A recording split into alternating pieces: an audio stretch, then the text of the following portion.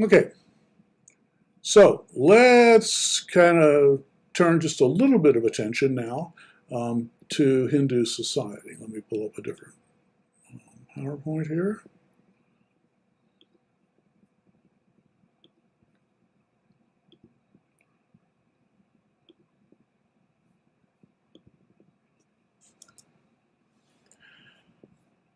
All right, so let's talk a little bit about Hindu society and how society begins to develop around and on the basis of and influenced by these different religious ideas.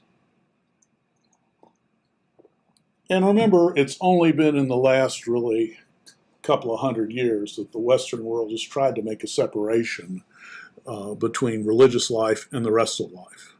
Religion and just living has always been just part of what it means to be a human being. Religion is a uniquely human experience. It is part of living. And we can't separate religion and make that a separate mode that we go into when we are religious. You are what you are. And so religion is running through all, even people who don't believe or don't follow any particular religion or don't assert the authority of any particular religion or religious teaching or God or principle or anything like that. They still have these thoughts. They still do what we call religious thinking. They still have an experience. It's just that they're uncomfortable with any definitions of, or our standard definitions or understandings of where they are.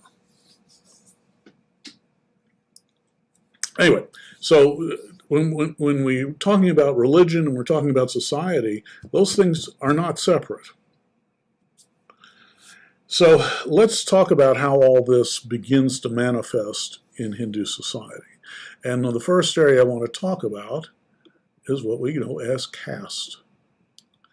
The caste system comes from the Sanskrit word varna.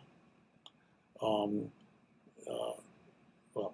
that's the way it's pronounced in English anyway, which means type, order, color, or class. This understanding that there are orders, that there are shapes to society, there are classes of society, and color, which has been used to determine where you fit in the physical structure of society since ever there was.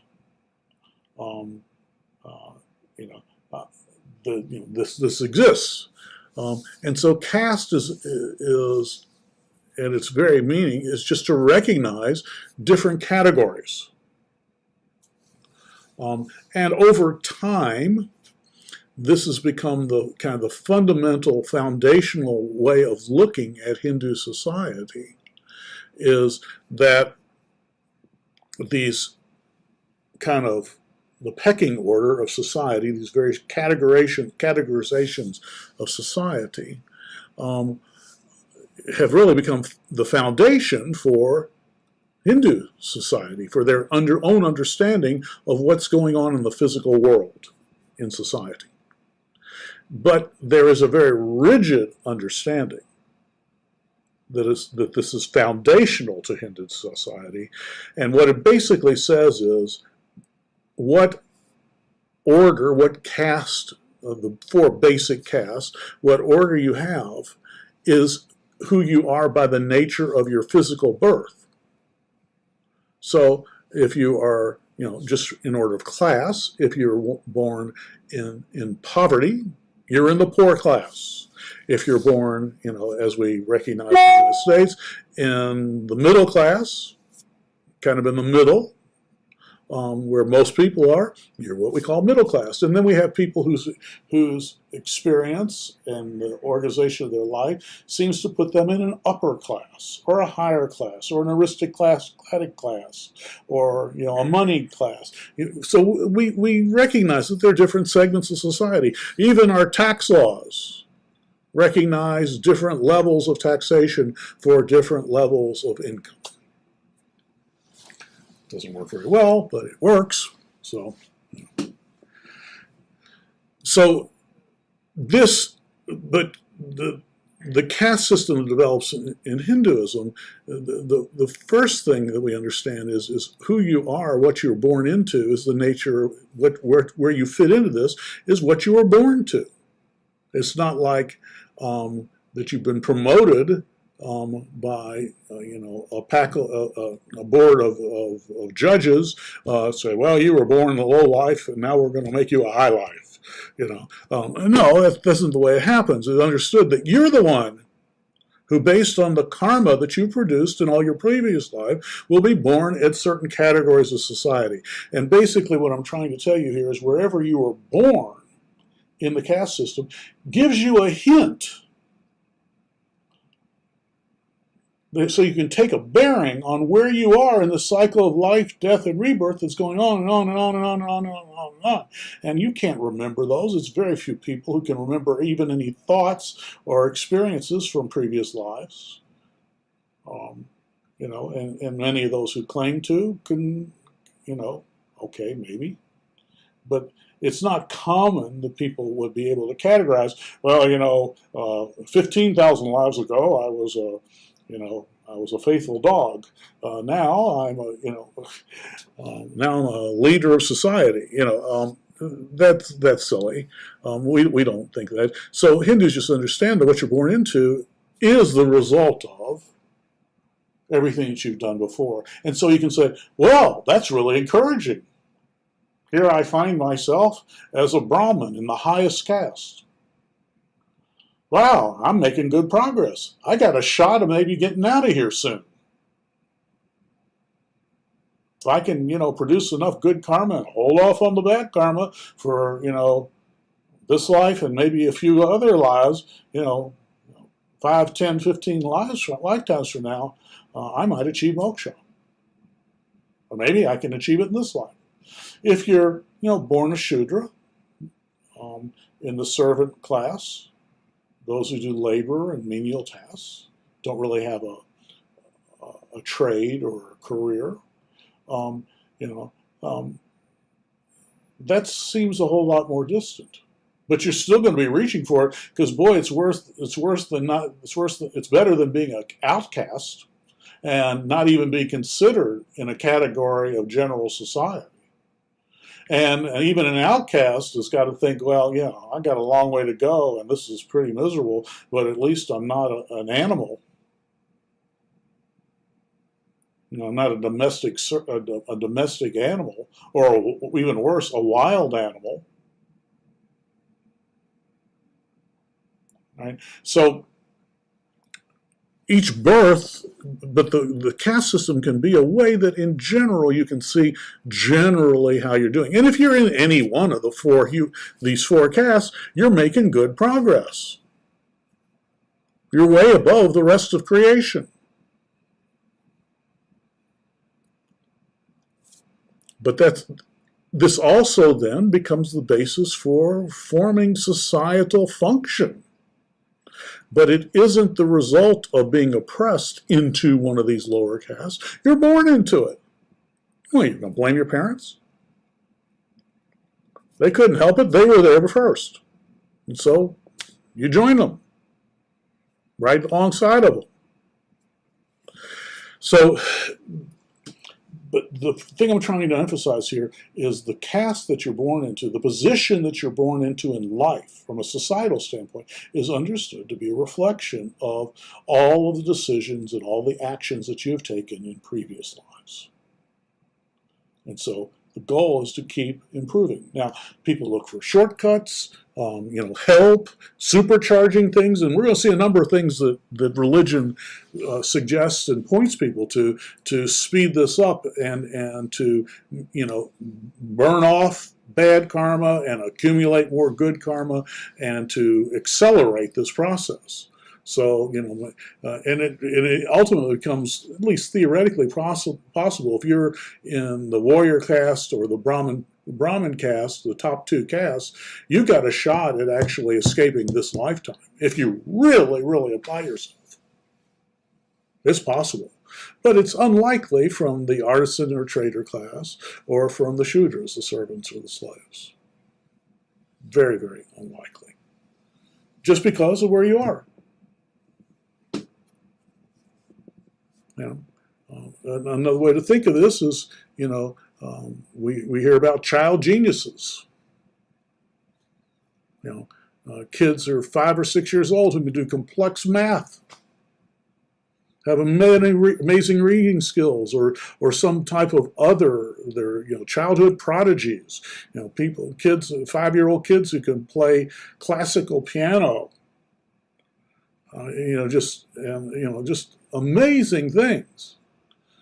But, okay, that's just who they are. They were just born into that. They didn't earn it. The rest of us have to kind of develop it and earn those things, right? And we just can't make it.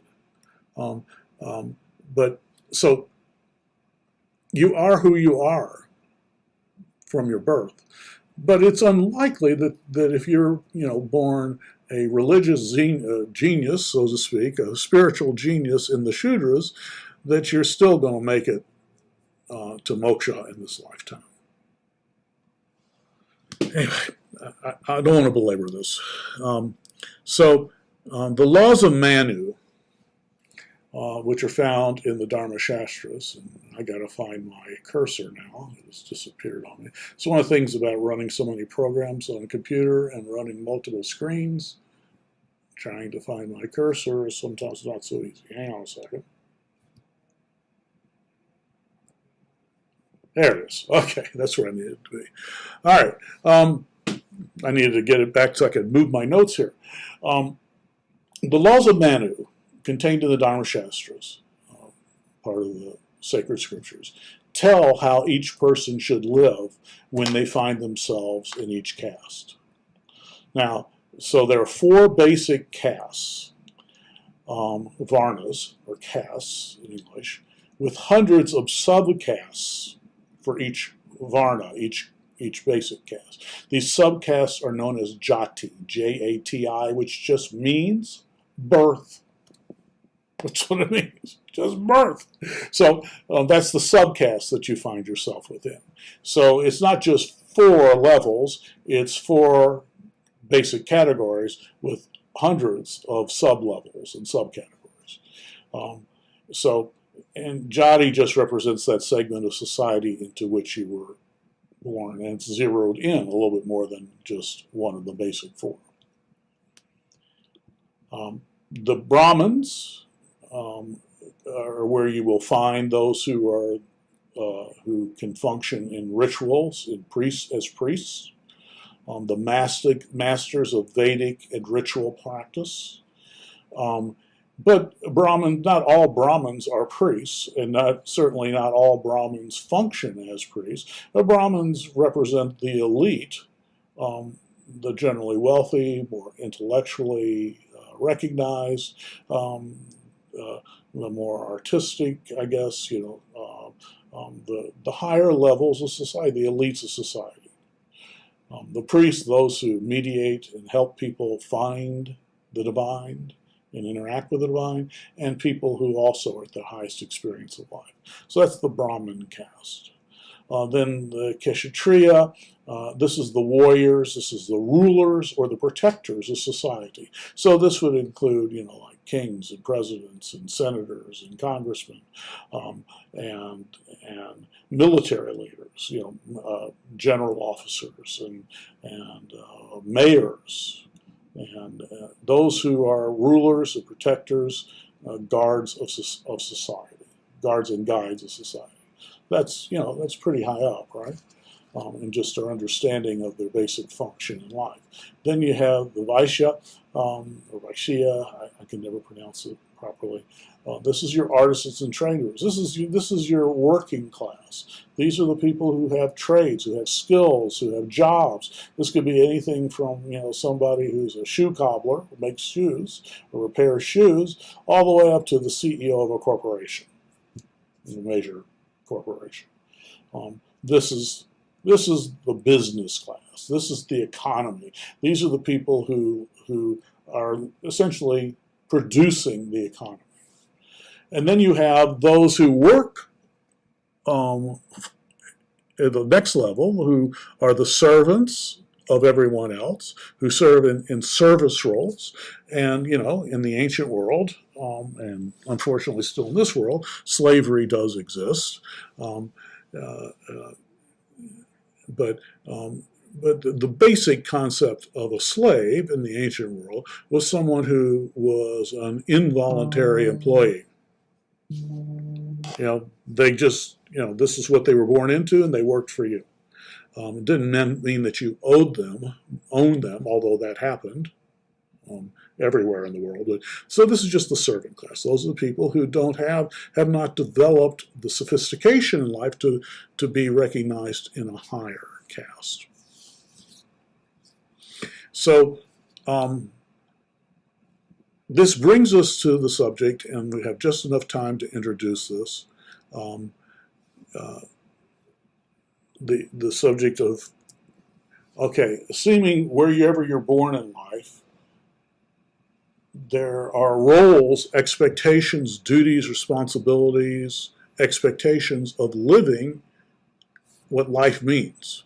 And so this is where we begin to talk about Dharma, which represents duties, rights, laws, conduct, virtues, and the right way of living.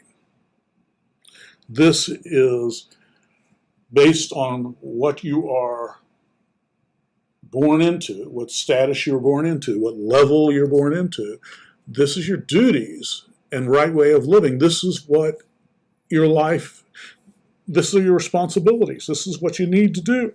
And by fulfilling these duties well, you improve your status in your next birth. But what you were born into is your Dharma. It's what you are for this lifetime, your prescribed destiny. Now, from a Western point of view, we can say, this is God's plan for your life. This is your destiny. The word Dharma can be used just as a description of religion. It can also, it basically comes from a root word, dhr, which means to uphold. And the first usage of this found in Hindu writings are, the Dharma is the order of the universe. It's the plan for the universe. It's the structure and functioning of the universe. It can be seen as an order that upholds the universe by dictating the duties, the prescriptions, and obligations of all beings. Now, the way this works out practically for us, our duty, the plan for our life, which, by the way, is produced by you, not by some disembodied being or some God in the universe. You are the one who produces your own Dharma through the lives that you have lived up to now and are continuing to live. This is changing your future. It's developing your destiny. And this can be seen as the order that, I already said that. So you move upward in the cycle of life, death, and rebirth, improving. You move upward through the various jati, through the subcasts and through the caste. You move upward by living each particular lifespan according to your duties, the way you're supposed to. Living morally and ethically as you understand what that is, and producing good. Now, the way that you know well, the way that you do well, how do you do this? How do you, do well so that how do you do what you're supposed to do, and am I doing it right? Am I doing it well? Is the way that you do well is just to know where you are and stay in your place. Don't seek to have the American dream, ultimately. I mean, from just a strict perspective here of Abraham Lincoln being born poor and and rising to be president, or Barack Obama being born of a with a white poor white mother and an African father, and growing up not with a whole lot, and then rising in status from definite underdog status to become president of the United States, to become the most powerful person in the world for 8 years. Well, how do you do that? Well, you just need to know where you are and to stay in your place, and don't be ambitious to jump ahead. Let's get the problems of this life solved before we do the next life solved. So it's a different approach to understanding it. So the way you do well is to know your place and stay in it. And by staying in your place and not trying to escape or get out of it, get beyond it, or get by it, so to speak, you deal with the problems that you have, and this produces good karma because you're fulfilling your Dharma. And this is one of the reasons why it is hard to get a social revolution going in Indian society. Now, Gandhi was able to get one started and have some pretty successful results. But that's very unusual. Social revolution is hard to accomplish in a Hindu society because that's not the focus of creating the kingdom of God on earth, which is the way we think in the West. It's simply living out your life as best that you can and hoping for a better rebirth, rather than leaving a better world for your children. It's achieving a better world in your next birth. Not that you don't want good things for them, but ultimately it is self-centered. Because ultimately we are.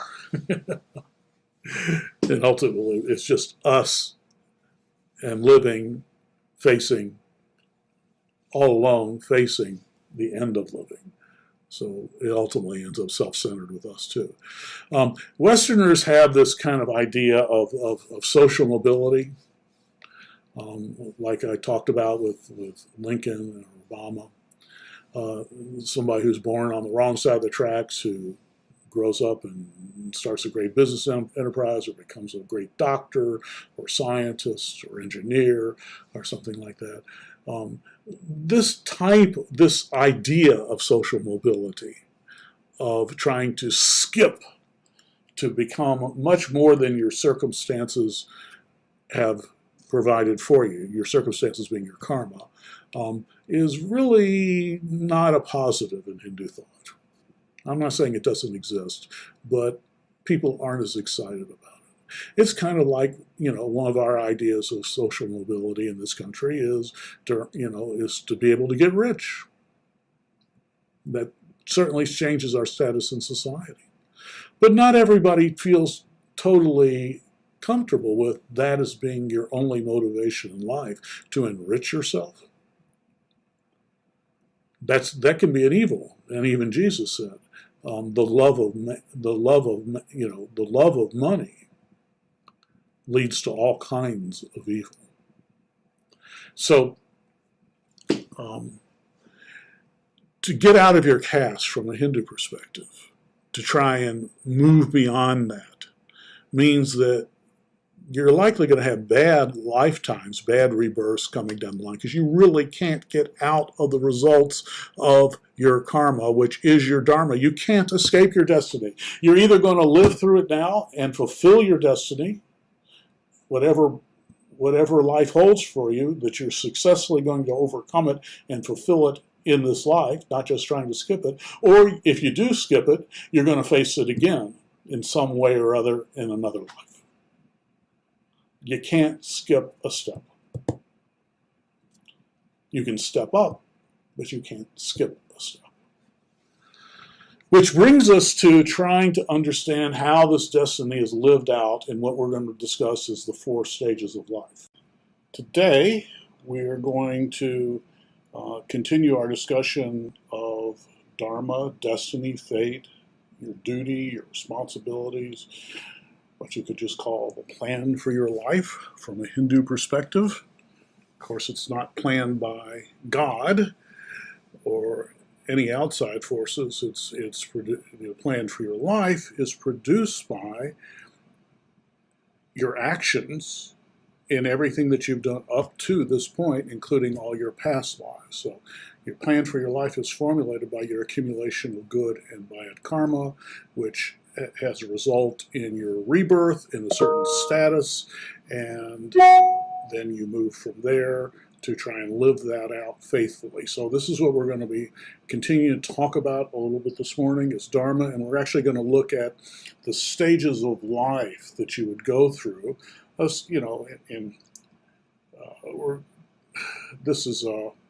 going to look through what would normally be understood to be what would a life look like? What would the stages of life be? So anyway, that's what we're going to take a peek at this morning. We're actually going to see some short clips from some videos where we'll actually get to see a little bit of Indian life. We're going to see pretty much rural Indian life, and of course these videos that we're going to see just a little bit later are from the late 90s. So it's a little bit dated, but we're dealing with ancient ideas that are still active in the world today. And so anyway, life in the rural areas of India is pretty much the way you see it now. You'll see it in this video, just with an overlay of electronics, the computer world, the internet, and cell phones, which you won't see in the video, obviously. So anyway, let's go ahead and let me take a cup of coffee here, make sure I'm sufficiently awake. I hope you're enjoying this warmer weather. I sure hope it lasts longer than this week, but it's still March, and this is still Chicago, so can't have too high expectations when it comes to this. All right, so let's go ahead and get started discussing Dharma. So just to review here, what we've said is Dharma are the duties, the rights, the laws, the conduct, the virtues, the right way of living.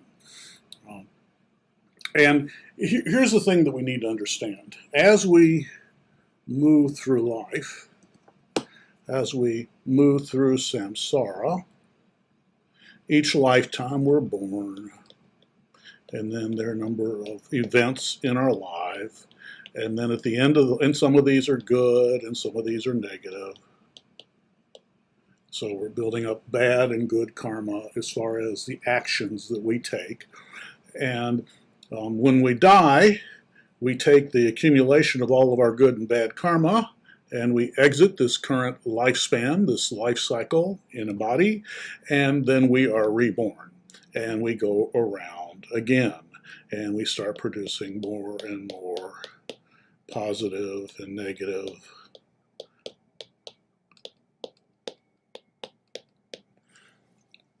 karma, right? Which influences what happens in our next lifetime. So in the next lifetime, we're born, and let's assume we've accumulated some good karma. We've been productive. We've overcome the circumstances that we've in. We've successfully fulfilled this life cycle, and so we can understand that now we might have, as when we're reborn, we might be a little bit higher. A better life, and as we live through this life, we'll produce good and bad, and let's assume we're one more lifetime, so we'll pick a different color here, and so in this lifetime, our experience is a little bit higher, and on and on and on and on. And what we're gradually doing here is as we're born into a better life, we can map that because we can't remember all this and we can't keep track of this. There's no accounting for this that we can do other than the status that which we're born into. We're born into a better life, and what's happening is we're moving through this, we're moving through all the subcastes and castes, and we're gradually moving up, assuming we start at the lowest entry point as a Shudra, major entry point, and we would move through, so maybe this down here, we're a Shudra. And then through successful living, we move up to the next higher caste would be the artisan, Vaishya, and someone who has a trade, an occupation, a little bit. They don't have to just do manual labor, and then maybe the next lifetime when we come back. Now this black one here that I've mapped, maybe we're, because of our improvement in status, we're born into a better circumstance, and now we're born into the ruler warrior class, where we have responsibility and authority in society, and then ultimately, as we continue to move through these hundreds of subcastes, but we're gradually moving up to where we can, and I'm going to call this, I'll make this one green, we're born into the Brahmin caste, which is the highest caste. So where you are, and of course remember there are all kinds of subcastes in here, but as we're moving up, each time you successfully fulfill your duties, responsibilities, and overcome the challenges that you have in your current life, in your next life, you're born at a higher level. This shouldn't be hard to understand. It's just different way of thinking. And ultimately, as we move through this, our destiny, our duties and responsibilities for the future are produced by our past. So as we produce more and more good karma, we're building a better and better future and a better rebirth. Ultimately, at some point in one of these higher castes here, we are going to, just pick a different color here.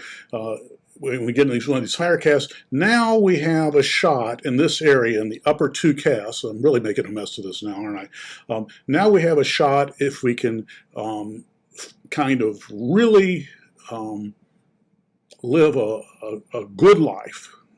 And we've accumulated a lot of good karma. We've essentially burnt off the bad karma by paying the penalty, kind of like, you're guilty of because you're criminal in your actions, you go to jail for a while and you pay your debt to society. Well, you pay your debt to your bad dharma, you pay your debt to this process of samsara by successfully living through challenges in each life. So, and you can burn off the bad consequences, so all that you've got left is the good stuff.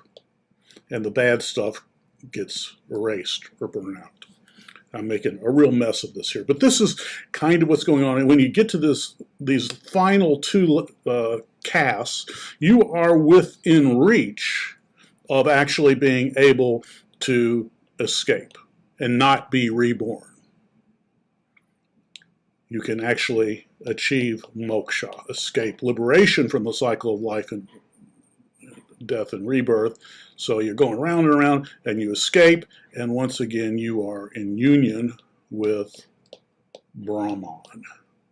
Because remember, this is where we came from, this is what we are, and Brahman becomes Atman, trapped in the cycle of life and death and rebirth, and when we win the game, we break the cycle, we escape from the gravitational pull of samsara, and we are once again in union with Brahma.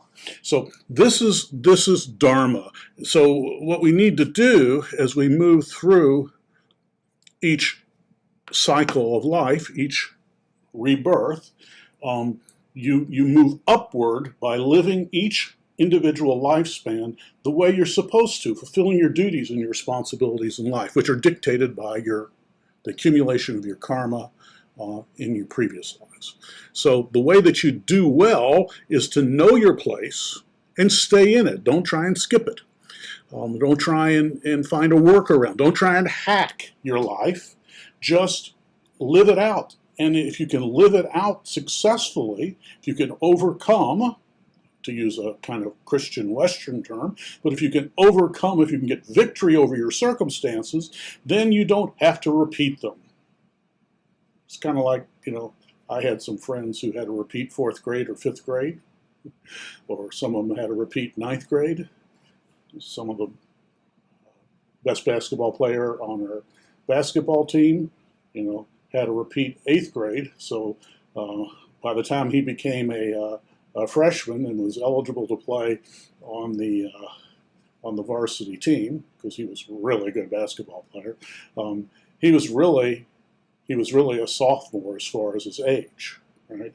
So anyway, the point is that what I'm saying is, if you can successfully overcome, know your place, fulfill your destiny, your duty, your dharma in that place, and stay in it, and just live it out successfully, then you get your promotion in the next life. So you earn good karma by fulfilling your dharma. And this is one of the reasons why it has been so hard to get social revolutionary movements going for justice, for anybody's rights, male, female rights, all this kind of stuff. It's been hard to get social revolutions going in a Hindu environment because people are more focused on just looking at the bad circumstances that they face as being the result of their own karma. I'm just going to let that go through to, excuse me, I was getting a phone call, which I shouldn't have been getting, but anyway, it didn't get blocked. I guess it's because it was from my doctor's office. I have an appointment tomorrow for my annual checkup. So they can leave me a message. All right, anyway, where was it? So the goal, you can understand what we're dealing with here is the solution is not to fix society, but to fix your own response to the circumstances that you're in. That's kind of an application of this. All right, so let's move on here and say, okay, so what would it look like if we tried to map out the typical life of someone who's, say, in the upper 2 castes? Who has moved through thousands of rebirths, and they are getting, towards up the ladder, so to speak, in their experience. So a normal life would be understood, and this is typically describing it for someone who is in the Brahmin caste, and we're going to see a video of this in just a minute, where we'll see a modern portrayal of ancient rituals and celebration of the basically coming of age of a young man. And so this is all painted in the idea of, from a male perspective, and also, anyway, so this is kind of, let me go ahead and do it, and then we'll try and do the disclaimers later. So the normal the stages of life that would be appropriate for each lifetime. And these are generally carried out, these are known as ashramas, the stages of life. They're generally carried out for the upper 3 castes as far as expectation. It started with the Brahmin caste, so you're going to see that the first stage of life is what's known as the Brahma Karan, which just means a student. And this is when someone is 8 to 20 years old. Just like in our world today, when you're a kid, and you go through up till age 8, you're just a little kid, right? And there's no duties, responsibilities in life. You just, surviving, enjoying, growing, playing, and all the kind of things that 6, 7, 8-year-olds do. But once you get ready for some schooling and how to live your life, this classically starts at 8 years old and lasts till you're about 20, where the young boy is assigned a teacher, a guru, someone to educate them in their religious duties in life. They're actually given a new name, so it's kind of like when you go in the military, your name may be, whatever your name is, you're given a handle, so like in the old Top Gun movie, I can't remember what Tom Cruise's actual name was, but he was just known as Maverick. And of course, that movie, the second version of that movie, is getting ready to come out soon. Probably not until we can go back to the theaters, because they want to make all the money they can in the theaters on this thing. But I can't wait to see the next Top Gun done 20 years later. But anyway. So this is the student age, and the young boy is assigned a teacher, given a new name to represent his new status in life, and is also given a sacred thread, which is put across his chest. It's just kind of like a rope or something, there are all kinds of ritual meanings and stuff like that. But this is part of the recognition ceremony for entering into this. But the important thing is they begin to in ancient times, they would go live with their guru on an ashram, which is a place where you gather together to live. These are the ashramas, the stages of living, stages of life. Anyway, you would learn the duties and rituals that are going to carry you through life. So these are religious and social duties and rituals, things that you need to learn how to do in order to function in Indian society, in Hindu society.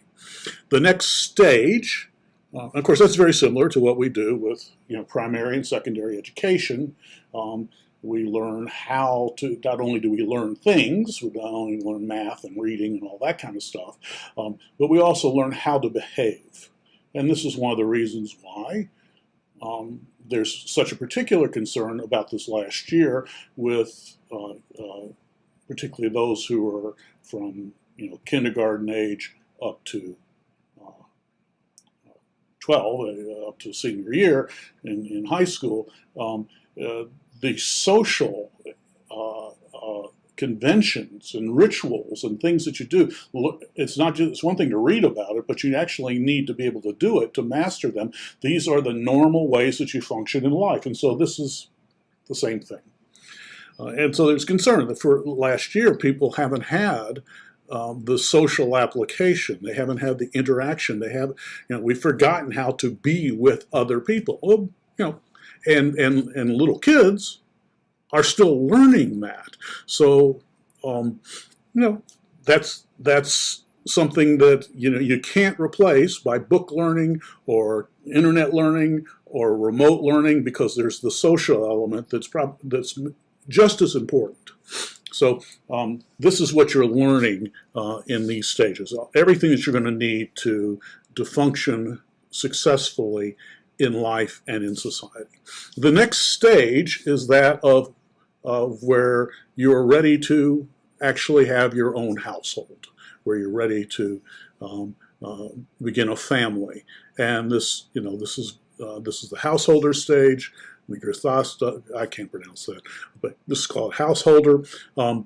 This person now is responsible for the preservation of society in this stage by producing and by raising children, by having a productive function in society to contribute to society, and therefore earning a living, and then taking care of your wife and your children and any other members of your family, and so all of your focus is on your family life.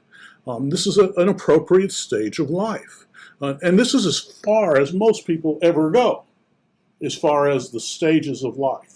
And most lives lived are going to be in the student and the householder stage. Now, for some who are higher up, who have moved to a more advanced stage of living, they're in basically the upper two castes, the ruling caste or the Brahmin caste. It's just the way we keep track of it. They may be ready to, at some point, after they've raised their family and their children are grown up, they can then retire from life and not just go fishing, but some people choose when they retire from active,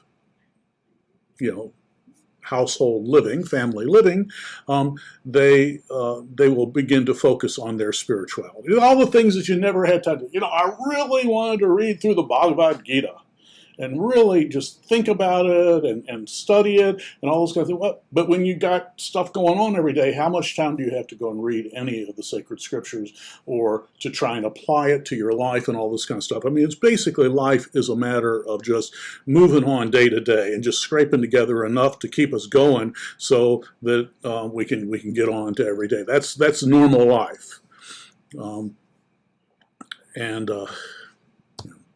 That's what we're dealing with. But at some point, some people who have matured spiritually, they're ready to go on to the next stage. I had a question here: who decides when the student is ready to move into the householder stage, the student or the teacher? Neither. The parents. Sorry, it's a householder stage. I'm sorry. It's basically like when you finish your schooling, you're let loose on society. So, for instance, if we just assume that while you're still in high school in our society, once you graduate, you can go out on your own, right? Now, you may choose to stay in your home, but nevertheless, now you're ready to go out. So you make that decision. Basically, a good teacher will just give you a boot in the rear and say, okay, good guru will say, you're ready, go out and try it, live it, right?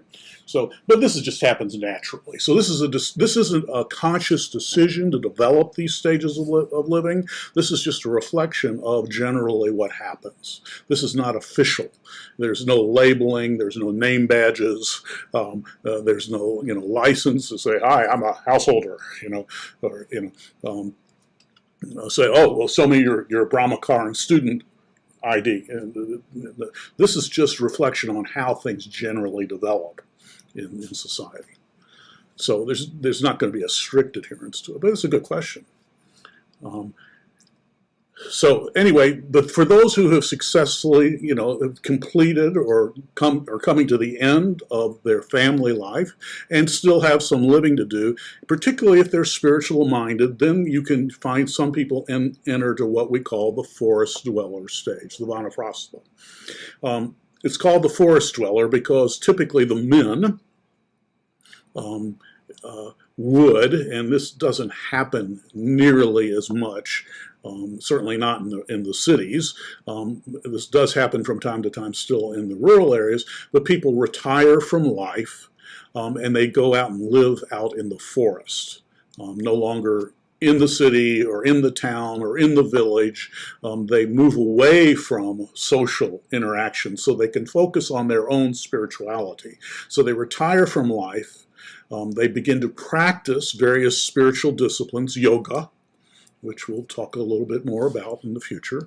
And they begin to move away from, in this stage, as they're really focusing inward on Atman within and really purifying and developing, maturing their life. Their focus is more inward than on outward on society, certainly not on the family and certainly not on the society. So they basically leave their families behind and they begin to live out in the forest areas where they can live off berries and other things, where they don't have to spend a whole lot of time, trying to, take care of themselves. They can get the minimum requirements they need so they can focus their time in meditation and spiritual exercises. This can include wives, but if a husband and wife go together, they set aside their familial relationship. In other words, they forsake sexual activity. So this can include women. Often, though, some of the women, find themselves with the responsibility of gathering the berries and other things and cooking and basically keeping the camp. But it's possible that a woman could experience this as well, but you wouldn't be experiencing as a couple per se, because you're leaving all of the elements of this life behind, and now you're focusing on getting ready for your next life. so it's more spiritual. There is even a stage that you can move even further, and this is extremely rare, but this is kind of the expectation of what, this is what develops. You have those that want to move even further than that, who want to go, they not only want to just get a better rebirth by practicing spiritual disciplines, they are really focused on completely escaping. They're really focused on completing the cycle of life. This is the sage, the sannyasin, the wandering sage, the wandering ascetic. This is someone who basically renounces all of normal living. And this is for someone who has technically lived probably millions of lifetimes and is now close to that point of escape from samsara, the cycle of life and death and rebirth. So what they do is, at this point, they renounce all ties to this life on earth, their profession, their families, their wives, their properties, and even their personal identity. They're so focused on escape that who they are or who they were is no longer important.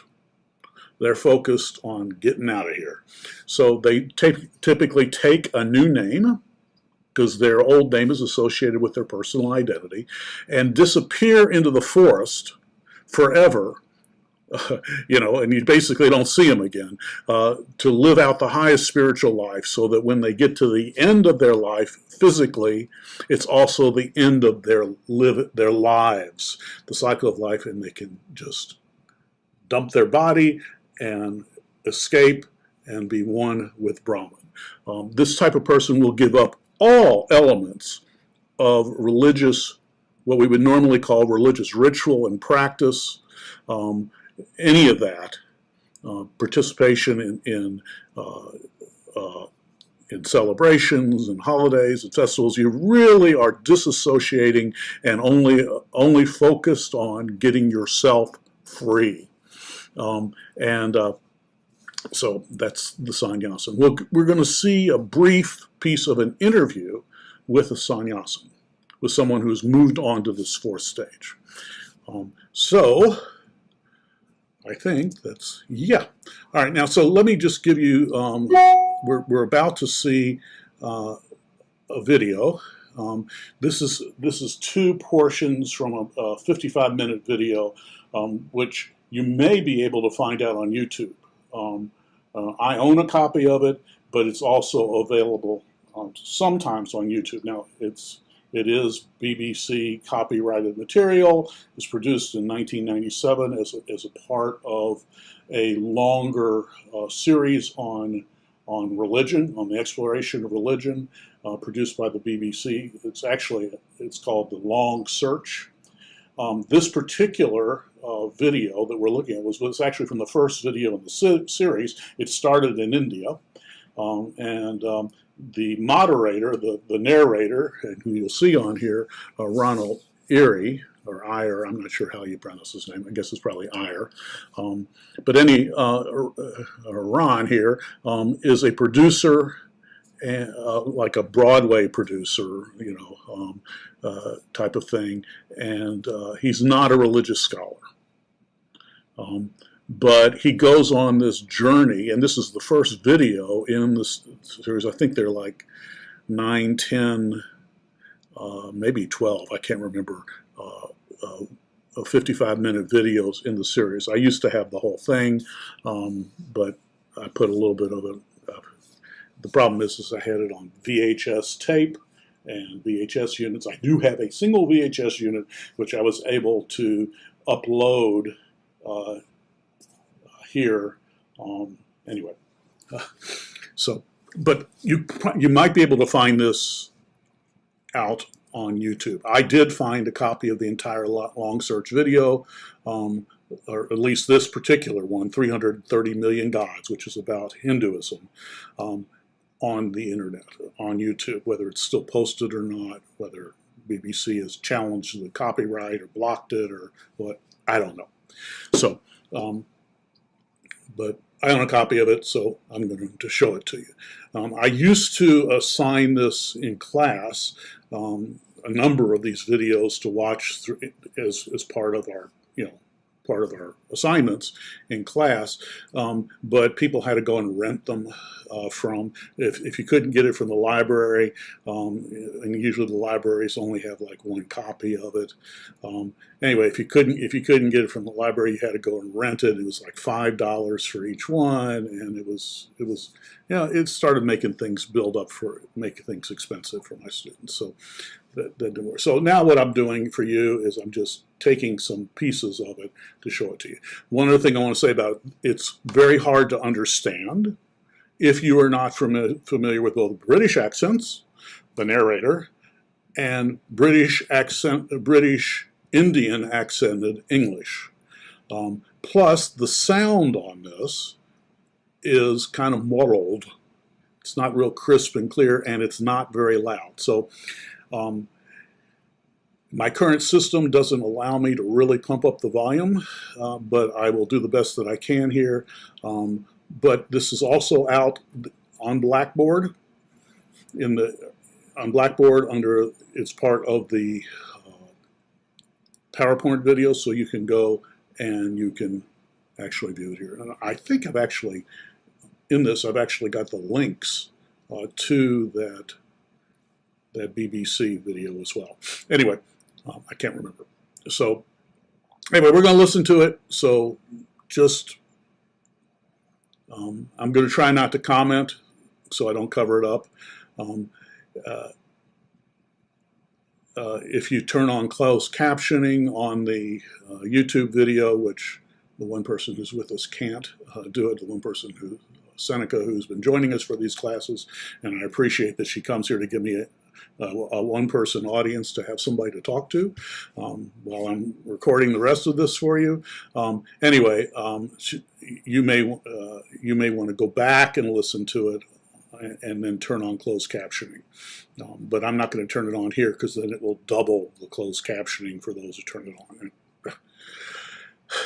All the problems of dealing with this stuff remotely. So let's go ahead and I'm going to turn up the volume here before I do anything else. All right, and let's give it a start.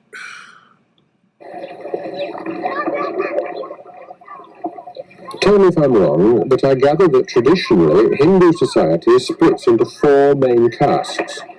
There are the religious. Sorry, I had to adjust the religious leaders, that's the Brahmins, the military leaders, the businessmen, and the caste that serves the other three, the Shudras. Can you say what caste these boys are? Yeah, I'm afraid I can't. I just, these are boys. So boys, young boys are on a heap, and they're just boys. Indeed. Fine. What about the untouchables? The untouchables happen to be a subclass of the last of these Shudras. Since they were eventually seen as doing dirty jobs, it tended to sort of, keep them away from the others, and thereby I suppose there is untouchability in these untouchables, whom Gandhi later called Harijans, who are men of God. But what about caste as it is today? Caste, in a straightforward sense of the term, represents simply an institutionalization of the division of labor. Different people do different things. So calling them by different caste names is one way of identifying who does what. What's gone wrong, what seems to be wrong today, is that these caste functions have become hereditary.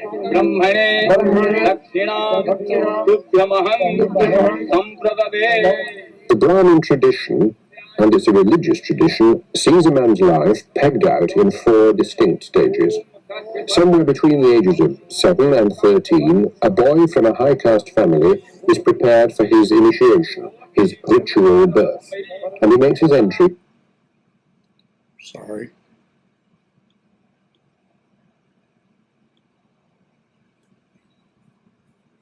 Every time I make an adjustment. Entry into the first of the 4 stages of his life.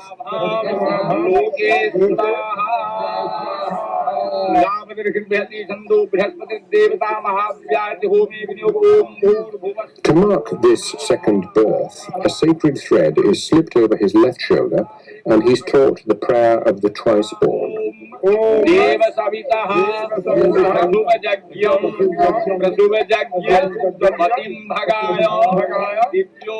you went through your initiation, Suresh, were you more impressed by the fun of it than by any religious significance? In most ways, but I was quite aware that it was something very, very important which I mustn't take lightly. Isn't a boy in those circumstances also aware that everybody of all ages are seen to be gathering to do something for him? For him, yes. And that must be very weighty. Already, yes. This is part of the idea, that the boy is gradually ceasing to be a boy and becoming a responsible agent. And the fact that all these people and all these things have been gathered just especially for this occasion, marking something about him, means that he's beginning to see that he's something important from now on, and he must do certain things, behave in certain ways, and not others.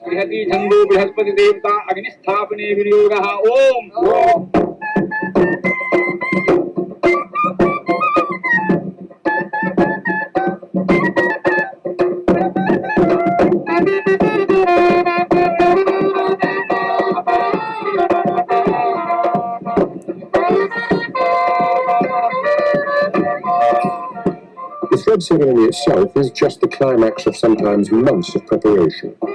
When it's all over, the twice-born are cleaned up, as if they were starting their lives all over again.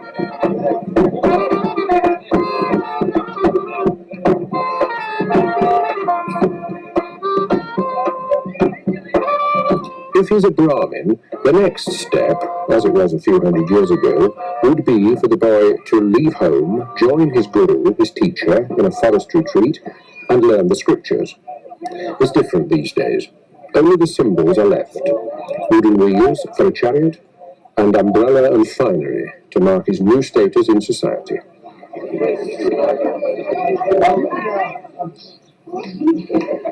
Stage 2 starts with marriage, probably an arranged marriage, and setting up a house with a wife you may scarcely know. I remember riding around Benares with my guide, Mr. Sharma, and hearing him say, "In India, we don't marry the girl we love the girl we marry."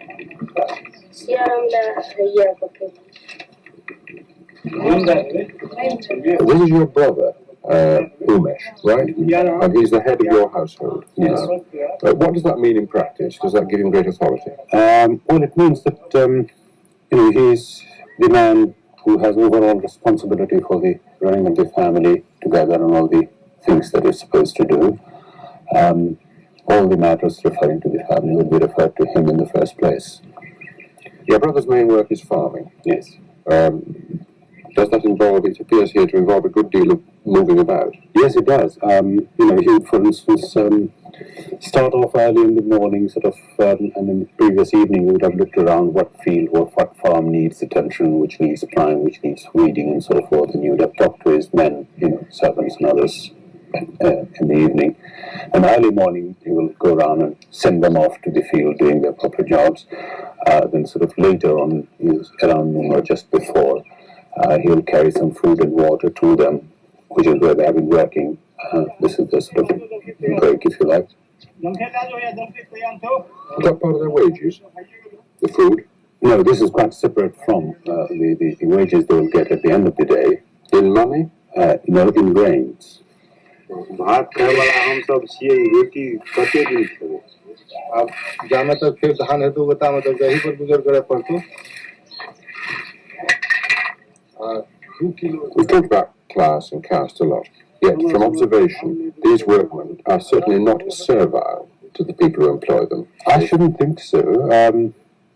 They, for all practical purposes, they have been absorbed into my larger family. This is your mother? Yes. She has moved out of the householder stage, I gather. Yes, she has. She has, if you like, entered into the third main stage, which you could call the stage of withdrawal. So she gradually moves more and more into the background, devoting more and more of her time to religious and spiritual matters. How many hours a day does she spend doing that? To me, it seems very many hours, far too many, but I don't suppose she thinks she's putting in enough. The fourth stage isn't for everybody. It means renouncing name, possessions, and caste. The Mahatma marked the break in his life by disappearing, somewhere or other, for 14 years. He was met again by chance and persuaded back to the village on the understanding that he isn't the man he was. She writes, there's no evidence from your behaviour, but I gather he's your uncle. Yes, he is my uncle, or shall we say, being more faithful to the Hindu tradition, he was my uncle. Okay, so we're actually going to continue here now, and we're going to see this interview with this fellow who's moved on to the fourth stage. Now you notice in this one, it's actually a woman in the third stage, and she hasn't gone the forest, but she's begun this withdrawal from life that the forest dweller stage represents. But this is a fellow now who has moved on to the fourth stage, who would typically live out his life just away from society, but due to some circumstances, he's been able to, anyway, you'll hear the story. But mostly you want to listen to what he has to say about himself and his status, and as he describes who and what he is. So let me move on to this next one here. Of all the people in Bif Bhagwanpur, the one who impressed me most is the one who had given up most. He is a sannyasi, which literally means one who renounces, and this man has renounced everything: his name, his past, his possessions. The villagers call him Mahatma, great soul. He's borrowed his hut, his bed, his lamp. He owns a change of clothes, a water pot, and a few books, though he says they aren't his either.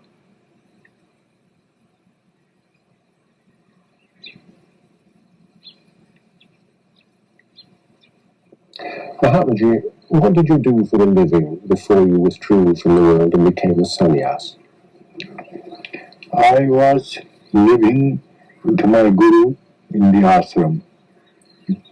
I was thinking about life before that. Before that,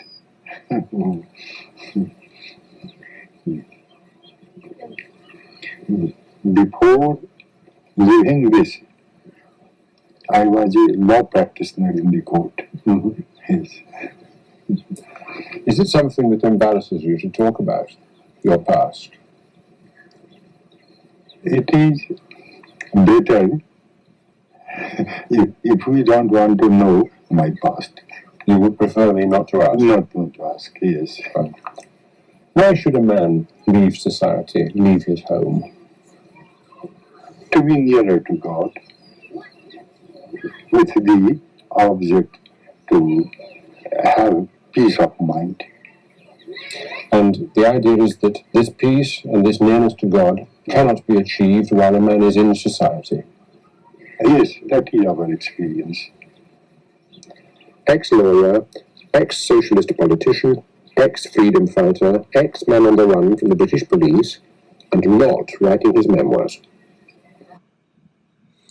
Okay, so like I say, it's probably worthwhile to do a search on YouTube for 330 Million Gods, the long search video. I found it out here about this time last year. I found it out on YouTube, so I haven't gone back to see if it's still there. But I should probably do that, but a few other things going on. But it would definitely benefit you.